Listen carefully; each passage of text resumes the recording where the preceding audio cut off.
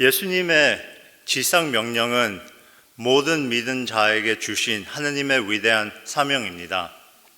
예수님께서 이 땅에 오셔서 제자를 삼으셨고, 이제는 그 제자 삼는 임무를 믿는 우리에게 주신 것입니다. 저희가 보통 제자라고 하면 학생을 생각합니다. 다른 사람의 가르침을 따르는 사람, 혹은 누군가의 밑에서 보고 배우는 사람, 이런 사람을 보통 제자라고 부르는데, 예수님에게 제자는 어떤 사람일까요? 오늘 본문에는 예수님을 따르기 원하는 세 사람이 등장합니다.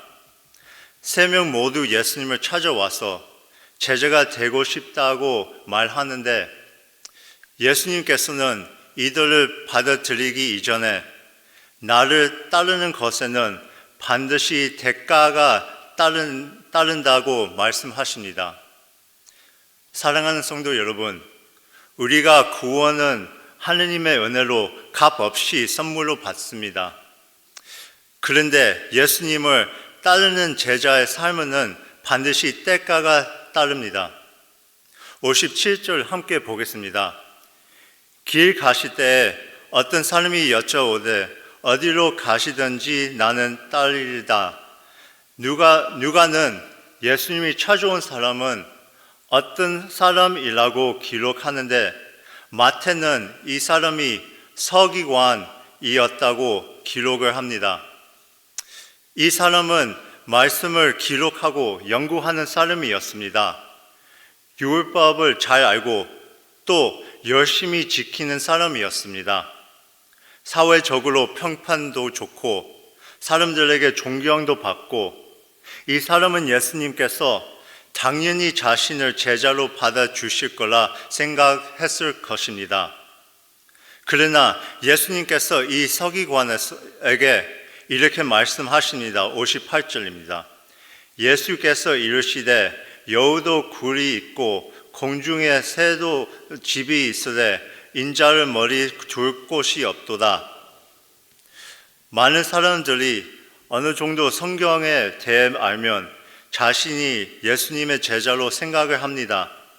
교회만 다니면 예수님의 제자가 된다고 생각을 합니다. 그런데 우리가 차고에 들어간다고 해서 차가 되지 않듯 교회를 다니다고 다 자동적으로 예수님의 제자가 되는 것은 아닙니다. 이 서기관은 말씀에 대한 지식도 있었고 종교의 열심도 있었습니다. 그런데 예수님께서는 지금 그에게 무엇을 요구하고 있습니까?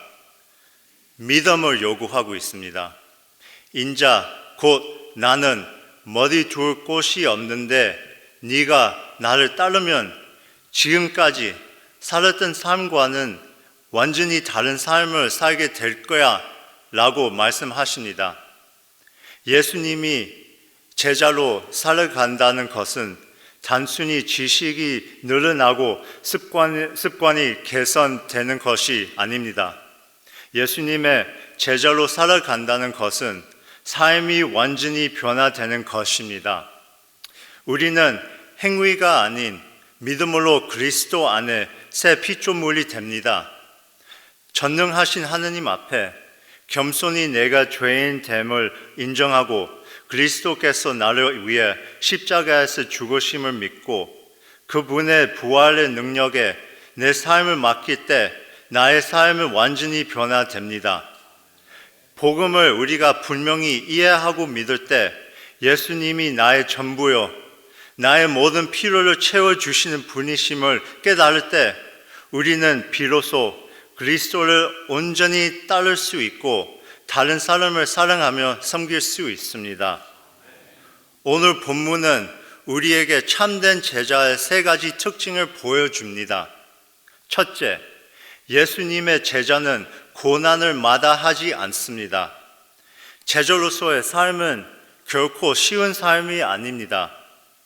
여우도 굴이 있고 공중의 새도 집에 있으되 인자는 머리 둘 곳이 없도다 라는 말씀은 인자 대신 예수님을 따르는 우리도 마찬가지로 머리 둘 곳이 없을 수 있다는 말입니다. 예수님의 삶 가운데 이런 고난이 있었다면 그분을 따르는 우리의 삶 가운데도 고난과 어려움은 분명히 존재합니다. 이제 미국 사회에서 기독교는 더 이상 주류가 아닙니다. 앞으로 점점 믿는 자를 향한 배척과 차별은 증가할 것입니다. 넘치는 지식 속에서 사람들은 눈에 보이지 않은 하나님을 믿는 것이 어리석다고 말합니다. 물론 초대교회처럼 육체적으로 박해를 받는 경우는 아직까지 드물지만 세상의 가치가 우리의 정신과 영을 끊임없이 공격합니다. 제자의 삶은 고난을 피해 다니는 삶이 아닌 그리스도의 고난에 참여하는 삶입니다. 예수님께서는 앞에 있는 기쁨을 위하여 십자가를 견뎌내셨다고 히브리서 12장은 말합니다. 이 말은 우리도 곧 다시 오실 예수님을 바라보며 묵묵히 맡겨진 사역을 감당할 수 있다는 것입니다. 우리가 제자로 살면서 머리 둘 곳은 없을 수 있지만 늘 의지할 수 있는 반석은 있습니다. 예수님께서 우리의 굳건한 반석이 되십니다. 우리가 머리 둘 곳은 없더라도 우리의 영혼은 늘 주님 안에서 안전합니다. 우리의 상황은 바뀌고 우리가 사는 세상은 흔들리지만 주님의 말씀은 영원하고 주님의 영은 우리와 늘 동행하십니다. 고린도후서 1장 4절부터 5절 말씀입니다. 우리의 모든 환난 중에서 우리를 위로하사 우리로 하여금 하느님께 받는 위로로서 모든 환난 중에 있는 자들을 능히 위로하게 하시는 이시로다. 그리스도의 고난이 우리에게 넘친 것 같이 우리가 받는 위로도 그리스도를 말미암아 넘치는도다. 사랑하는 성도 여러분, 고난을 피해 다니는 것이 아니라 그리스도의 고난에 기쁘게 참여할 수 있기를 축원합니다. 둘째, 예수님의 제자는 우선순위가 분명합니다. 59절에 두 번째 사람이 예수님을 찾아와 이렇게 말을 합니다. 나로 먼저 가서 내 아버지를 장사하게 허락하옵소서. 그러자 예수님께서 60절에 이렇게 대답하십니다. 이르시되 죽은 자들로 자기의 죽은 자들을 장사하게 하고 너는 가서 하느님의 나라를 전파하라.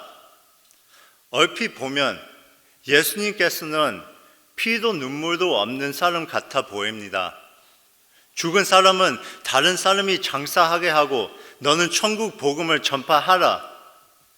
하지만 여기 내 아버지를 먼저 장사하게 하옵소서라고 하는 표현은 학자들에 의하면 지금 아버지가 돌아가셨다는 말이 아니라 아버지가 돌아가실 때까지 사업과 가정을 책임질 수 있게 해주세요 라는 표현입니다. 한마디로 급하고 중요한 일들을 먼저 처리한 후에 예수님을 따르겠다는 말이죠. 그런데 예수님께서 어떻게 대답하십니까? 60절입니다.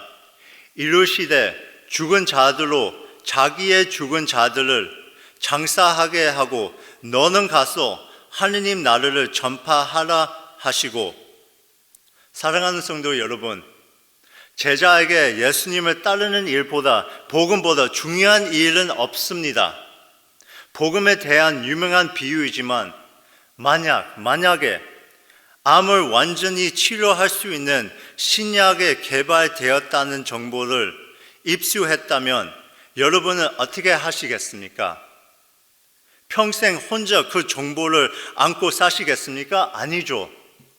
아마 무슨 수를 써서라도 최대한 빠르게 이 약을 생산해서 최대한 많은 사람에게 나눠줄 것입니다. 예수님께서 우리에게 주신 복음은 세상 어떤 약과도 비교할 수 없습니다. 복음은 우리에게 새 생명과 새 희망을 줍니다.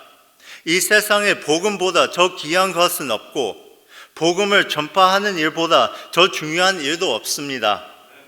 물론 가족도 중요하죠. 그런데 그 중요한 것보다 더 중요한 것이 예수 그리스도입니다. 종종 우리가 가족, 직장, 그리고 문화, 전통에 매여 예수님 따르는 것을 뒤로 할 때가 있는데 참된 제자는 예수님 분명한 우선순위를 두고 살아나가야 됩니다. 마지막으로 예수님의 제자는 뒤돌아보지 않습니다. 61절입니다. 또 다른 사람이 이르되 주여 내가 주를 따르겠나이다마는 나로 먼저 내 가족을 작별하게 허락하소서. 그런데 예수님께서 대답하십니다. 예수께서 이르시되 손에 쟁기를 잡고 뒤를 돌아보는 자는 하느님의 나라에 합당하지 아니하니라 하시니라. 참 예수님의 말씀이 굉장히 냉정하고 차갑게 들립니다. 아니 다른 거 아니고 가족에게 작별 인사하는 것도 막으시는 것은 조금 너무하다 생각이 들 수도 있습니다. 그런데 이 당시에 쟁기를 어떻게 사용했는지 이해하면 예수님의 말도 이해하기 쉽습니다. 이 당시 쟁기는 보통 동물을 묶어서 사용했습니다. 그리고 농부는 동물 위에 올라가서 이 쟁기가 땅을 잘 파고 있는지 계속 확인해야 했습니다. 다시 말해 자꾸 뒤를 보는 사람은 아직 세상에 마음을 두고 있는 사람입니다. 이 사람은 예수님을 따르겠다고 말했지만 이 사람의 마음을 여전히 두고 온 가족에 그리고 집에 머물러 있습니다. 그래서 예수님은 그에게 뒤를 돌아보지 말라고 말씀하시는 것입니다. 제자가 되는 것은 쉬운 일이 아닙니다. 예수님을 따르기 위해서는 많은 것을 뒤로 해야 합니다. 대가를 지불해야 하는 것이죠. 그런데 이 제자가 되기 위한 대가는 지불할 만한 가치가 있는 것입니다. 왜냐하면 예수님이 그만큼 가치가 있으시기 때문입니다. 우리가 예수 그리스도만 응시할 때 우리는 영원한 것에 투자하는 것입니다. 1904년에 윌리엄 보든이라는 사람이 있었습니다. 그는 부유한 가정의 상속자로 자랐고 고등학교 졸업 선물로 그의 부모님은 그에게 더 넓은 세계를 경험하려고 모든 비용을 대주고 세계 일주 여행을 보내주었습니다. 그런데 여행 중에 그가 부모님에게 편지 한 통을 보냈습니다. 아버지, 어머니, 하느님께서 저를 선교사로 부르셨습니다. 그리고는 자신의 성경책 뒤에 이렇게 적었습니다. I have no reservations. 나는 믿어 의심치 않습니다. 많은 사람들이 그의 선교에 대한 열정이 금방 식을 것이라고 생각했지만 오히려 시간이 가면 갈수록 더 커졌습니다. 그는 예일 대학교에 진학하여 우수한 성적을 거두었고 졸업 후에도 여러 회사로부터 좋은 일자리 제안도 받았지만 그는 모든 것을 뒤로 하고 선교 갈 준비를 하기 위해 프린스턴 신학교에 진학했습니다. 거기서 그는 자신의 성경에 또 다른 구절을 썼습니다. I will not retreat. 나는 후퇴하지 않겠습니다. 신학 공부를 마친 후 윌리엄 보든은 무슬림 선교에 대한 마음이 있어 아랍어를 배우기 위해 이집트로 갔습니다. 그런데 거기서 그는 적수 수막염에 걸렸고 25살이라는 어린 나이에 세상을 떠났습니다. 얼마 지나지 않아 그의 이야기가 미국 신문에 기사로 실렸고 많은 사람들이 그를 자랑스럽게 생각하기보다는 불쌍하게 생각했습니다. 사람들은 소중한 그의 인생이 선교에 낭비되었다고 생각을 했습니다.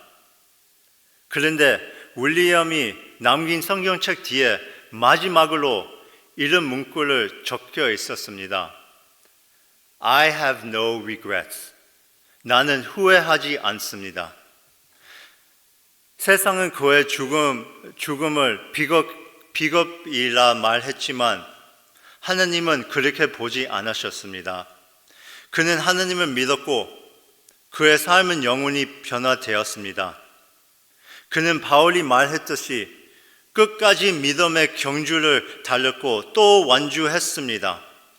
마지막까지 믿음을 지키며 예수님 위해 사는 것보다 더 귀한 일은 없습니다. 제자의 길은 좁고 힘든 길입니다. 그렇지만 그 길 끝에는 하느님의 놀라운 약속들이 있습니다. 기쁨이 있습니다. 만족함이 있습니다. 예수님의 제자는 인생의 상급이 땅에 있는 것이 아니라 하늘에 있습니다. 죽음 뒤에 영광이 있습니다. 그렇기에 지금 내 삶 가운데 어떤 어려움 찾아와도 뒤돌아보지 않고 후회하지 않고 믿음으로 한 걸음 한 걸음 나아갈 수 있습니다. 우리가 다른 사람을 제자 삼기 이전에 우리가 먼저 매일 삶 가운데 자기를 부인하고 십자가를 지는 예수님의 제자가 되어야 합니다. 오늘 하루도 고난을 마다하지 않고 명확한 우선순위를 가지고 뒤돌아보지 않고 십자가를 바라보는 그리스도의 참된 제자로 살아가는 저와 여러분 될 수 있기를 축원합니다. 아멘.